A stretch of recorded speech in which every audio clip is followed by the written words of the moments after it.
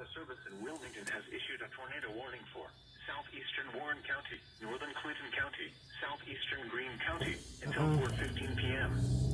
At 3:38 p.m., a severe thunderstorm capable of producing a tornado was located near Morrow, moving northeast at 30 miles an hour. Hazard, tornado.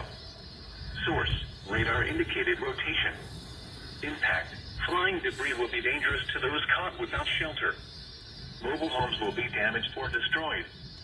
Damage to roofs, windows, and I have the vehicles will Fox occur. 19 if you want to look on the mine. Tree damage Okay. is likely. Here, I'm so doing my- an EAS video right now. Oh, okay. Wilmington, Savannah, Clarksville, This is my Bird, Bowersville, first ever Fort tornado William, warning EAS Maysville, also. Melvin, Fort Ancient, EAS number Rosemont, 7. Bloomington, Lumberton, Middleton Corner, Middleborough, Oakland, Reevesville, State Route You ain't at 350 home, US places Route starts getting bad. 22, All the lights, Ogden, everything's Kingman, and windy. Burkeville.